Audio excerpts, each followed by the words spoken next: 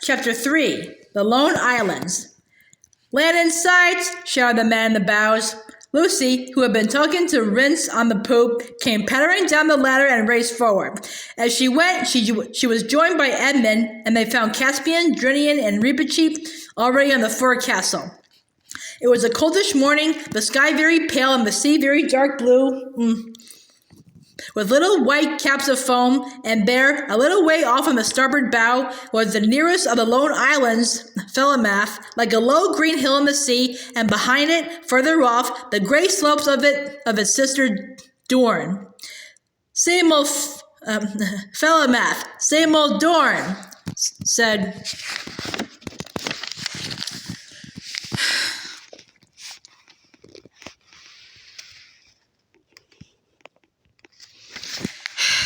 Lucy, clapping her hands. Oh, Edmund, how long it is since you and I saw them last? I've never understood why they belong to Narnia, said Caspian. Did Peter the High King conquer them? Oh no, said Edmund. They were Narnian before our time, in the days of the White Witch. By the way, I have never yet heard how these remote islands became attached to the crown of Narnia. If I ever do, and if the story is at all interesting, I may put it in some other book. Are we to put in here, sire? Asked Drinian. I shouldn't think it would be much good landing on Felamath, said Edmund.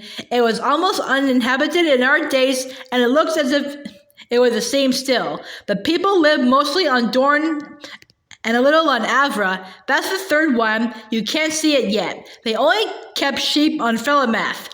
They will have to double that cape, I suppose, said Drinian, and land on Dorn. That'll mean rowing. I'm sorry we're not landing on Felamath, said Lucy. I'd like to walk there again. It was so lonely, a nice kind of loneliness, and all grass and clover and soft sea air.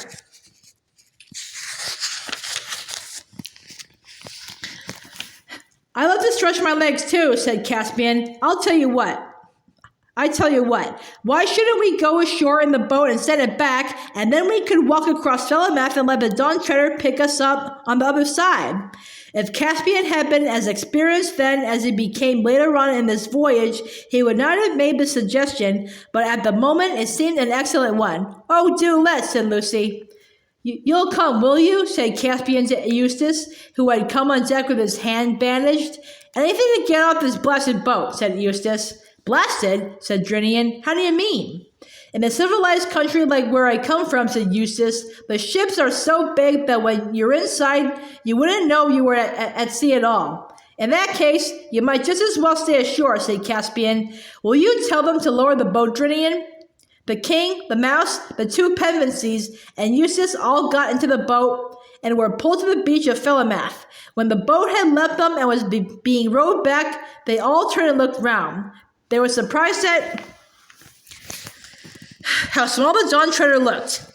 Lucy was, of course, barefoot, having kicked off her shoes while swimming, but that is no hardship if one is going to walk on downy turf. It was delightful to be ashore again and to smell the earth and grass, even if at first the ground seemed to be pitching up and down like a ship, as it usually does for a while if one has been at sea. It was much warmer here than it had been on board, and Lucy found the sand pleasant to her feet as they crossed it. There was a lark singing.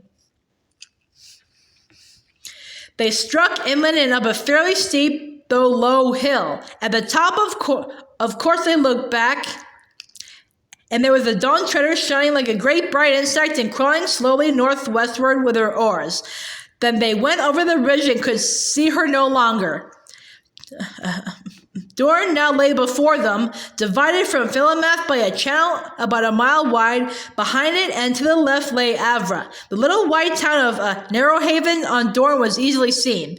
Hello, what's this? Said Edmund suddenly. In the green valley to which they were descending, 6 or 7 rough-looking men, all armed, were sitting by a tree. Don't tell them who we are, said Caspian. And pray, your majesty, why not? Said Reepicheep, who had consented to ride on Lucy's shoulder. It just occurred to me, replied Caspian, that no one here can have heard from Narnia for a long time. It's just possible they may not still acknowledge our overlordship, in which case it might not be quite safe to be known as the king. We have restored, sire, said Reepicheep. Yes, Reep, I know we have, said Caspian. But if it is a question of reconquering the 3 islands, I'd prefer to come back with a rather larger army. By this time they were quite close to the strangers, one of whom, a big black-haired fellow, shouted out, "A good morning to you." "And a good morning to you," said Caspian.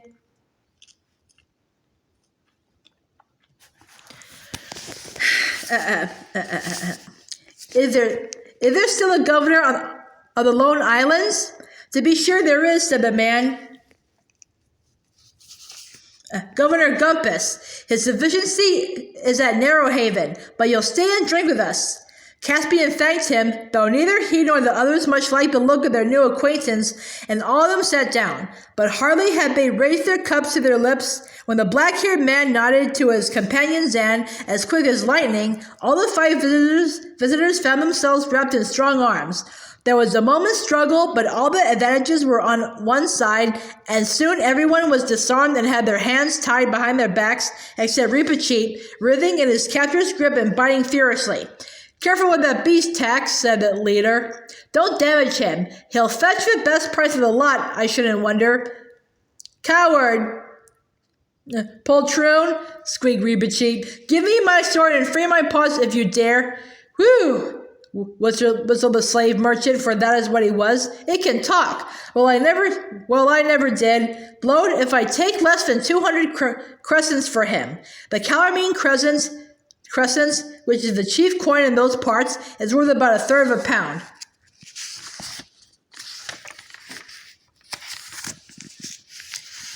"So that's what you are," said Caspian, "a kidnapper and an enslaver. I hope you're proud of it." Now, said the slaver. "Don't you start any jaw. The easier you take it, the pleasanter all round, see? I don't do this for fun. I've got my living to make same as anyone else." "Where will you take us?" asked Lucy, getting the words out with some difficulty. "Over to Narrow Haven," said the slaver, "for market day tomorrow." "Is there a British consul there?" asked Eustace. Is there a which?" said the man. But long before Eustace was tired of trying to explain, the slaver simply said, "Well, I've had enough of this jabber. The mouse is a fair treat, but this one would talk the hind leg off a donkey. Off we go, mates." Then the 4 human prisoners were roped together, not cruelly but securely, and made to march down the shore. Reepicheep was carried. He had stopped biting on a threat of having his mouth tied up, but he had a great deal to say, and Lucy really wondered how any man could bear to have the things said to him which were said to the slave dealer by the mouse. But the slave dealer, far from objecting, only said, "Go on." Whenever Reepicheep paused for breath,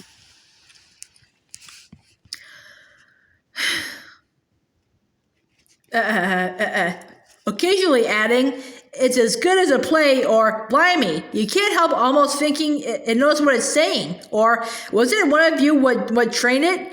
This so infuriated Reepicheep that in the end the number of things he thought of saying all at once nearly suffocated him, and he became silent. When they got down to the shore that looked toward Dorne, they found a little village and a long boat on the beach, and, lying a little further out, a dirty, bedraggled-looking ship. "Now, youngsters," said the slave dealer, "let's have no fuss, and then you'll have nothing to cry about. All aboard." At that moment, a fine-looking, bearded man came out of one of the houses, and in, I think, and said,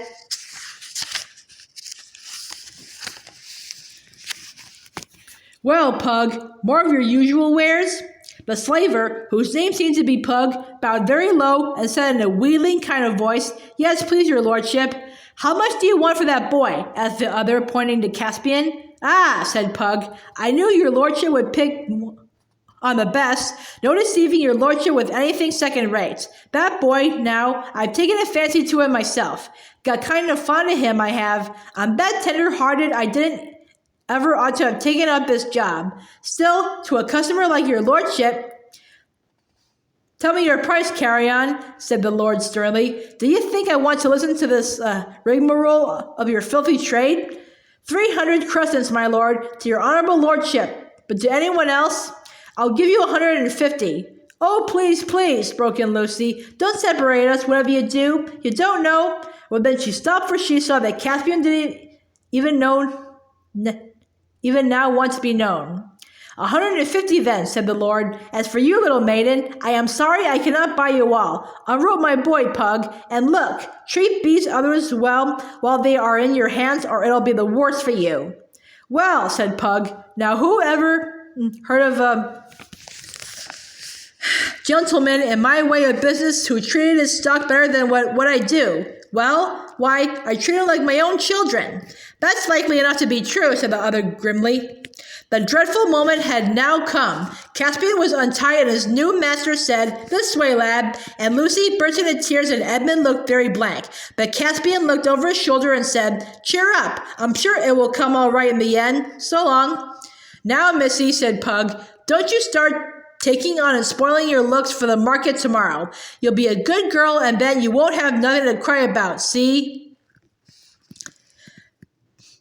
Then they were rowed out to the slave ship and taken below into a long, rather dark place, none too clean, where they found many other unfortunate prisoners, for Pug was, of course, a pirate and had just returned from cruising among the islands and capturing what he could. The children didn't meet anyone whom they knew. The prisoners were mostly Galmians and Terebinthians, and there they sat in the straw and wondered what was happening to Caspian and tried to stop Eustace talking as if everyone except himself was to blame.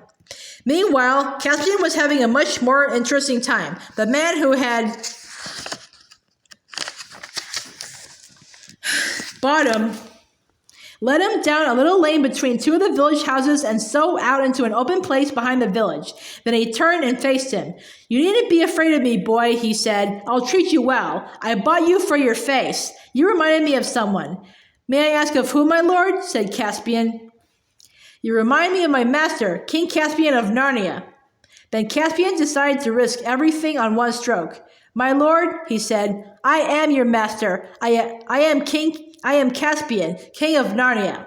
"You make very free," said the other. "How shall I know this is true?" "Firstly, by my face," said Caspian. "Secondly, because I know within 6 guesses who you are. You are one of those 7 lords of Narnia whom my uncle Miraz sent to sea and whom I have come out to look for. Argos, Bern, Octesian, Resamar, Mavramorn, or I have forgotten the others. And finally, if your lordship will give me a sword, I will prove on any man's body in clean battle that I am Caspian, the son of Caspian, lawful king of Narnia, lord of Cair Paravel, and emperor of the Lone Islands." "By heaven!" exclaimed the man, "it is his father's very voice and trick of speech. My liege, your majesty." And then, in the field, he knelt and kissed the king's hand. "The moneys your lordship disbursed for our person will be made good from our own treasury," said Caspian. "They're not in Pug's purse yet, sire," said the Lord Byrne, for he it was. "And it never will be, I trust. I have moved his sufficiency, the governor, 100 times to crush this vile traffic in man's flesh." "My Lord Byrne," said Caspian, "we must talk of the state of these islands. But first, what is your lordship's own story?"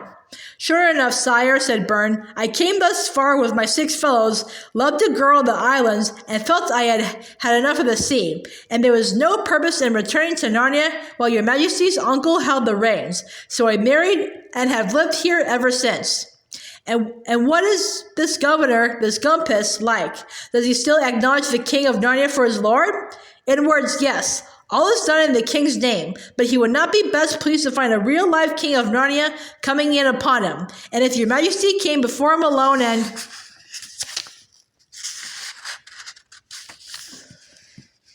unarmed, well, he would not deny his allegiance, but he would pretend to disbelieve you. Your grace's life would be in danger." "What following has your majesty in these waters?" "There is my ship just rounding the point," said Caspian. "We are about 30 swords if it came to fighting. Shall we not have my ship in and fall upon Pug and free my friends whom he holds captive?" "Not by my counsel," said Byrne. "As soon as there was a fight, 2 or 3 ships would would put out from Narrow Haven to rescue Pug. Your Majesty must work by a show of more power than you really have, and by the terror of the king's name. It must not come to plain battle. Gumpus is a chicken-hearted man and can be overawed. After a little more conversation, Caspian and Bird walked down to the coast a little west of the village, and there Caspian winded his horn. This was not the great magic horn of Narnia, Queen Susan's horn. He had left that at home for his rigid Trumpkin to use if any great need fell upon the land in the king's absence. Drinian, who was on the lookout for a signal, recognized the royal horn at once, and the Dawn Treader began standing into shore. Then the boat put off again, and in a few moments, Caspian and the Lord Byrne were on deck, explaining the situation to Drinian. He, just like Caspian, wanted to lay the Dawn Treader alongside the slave ship at once and board her, but Byrne made the same objection. "Steer straight down this channel, Captain," said Byrne, "and then route to Avra where my own estates are. But first run up the king's banner, hang out all the shields, and send as many men to the fighting top as you can. And about 5 bow shots hence, when you get open sea on your port bow, run up a few signals." "Signals? To whom?" said Drinian. "Why, to all the other ships we haven't got, but which it might be well that Gumpus thinks we have." "Oh, I see," said Drinian, rubbing his hands. And they'll read our signals. What shall I say? Whole fleet round the south of Avra and assemble at Burnstead," said the Lord Byrne. "That'll do excellently. Their whole journey, if there were any ships, would be out of sight from Narrow Haven." Caspian was sorry for the others languishing in the hold of Pug's slave ship, but he could not help finding the rest of that day enjoyable. Late in the afternoon, for they had to do all by oar, having turned to starboard round the northeast and of Dorne and port again round the point of